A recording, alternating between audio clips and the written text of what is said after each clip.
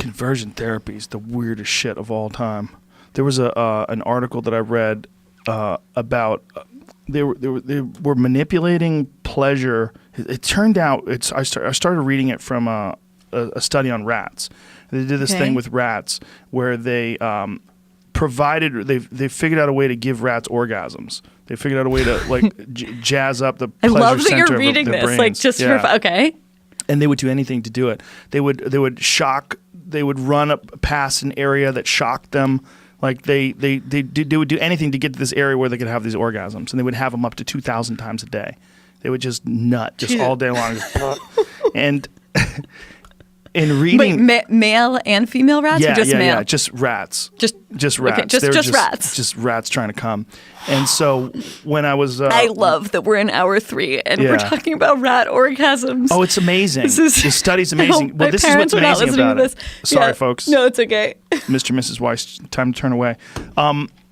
They did it with a gay man. While they were doing this is in the 1970s. There's a couple different studies that they did, but one of them they did with this gay guy where they tried to stimulate certain parts of his brain while they were showing him heterosexual porn. And they were trying to convert him into being heterosexual. Okay. And apparently they had some meager amount of success with this where he engaged in sexual relationships with women and apparently even enjoyed it. And they did something to literally stimulate a part of his brain that would excite arousal and tried to connect that with heterosexual porn. And made him orgasm, made him masturbate to orgasm while they were doing this, and showing him straight porn. The idea was they were going to reprogram his mind. How'd that work out? It didn't, but it did. It did in terms of short term, but it didn't. I mean, it must have been just massively confused. Because obviously sexuality is not just about what makes you have an orgasm. No, it's not. It's also incredibly complex.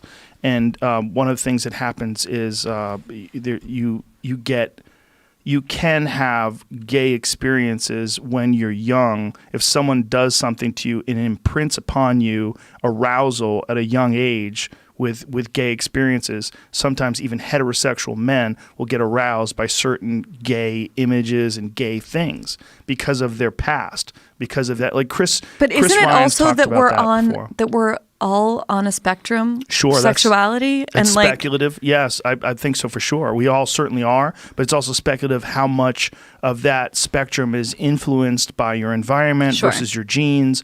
And and this is very taboo for some people to discuss, even though it's really fascinating. The human sexuality is incredibly fascinating, and there's some major taboo areas of exploration.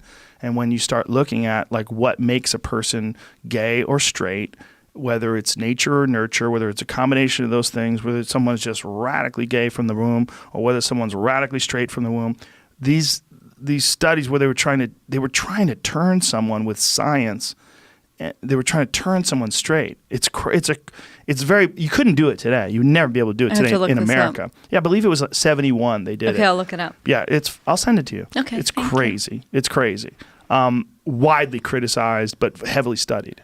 The woman, they did it to a woman too. They stuck this woman had a problem with painkillers, and so they figured out a way to wire her brain.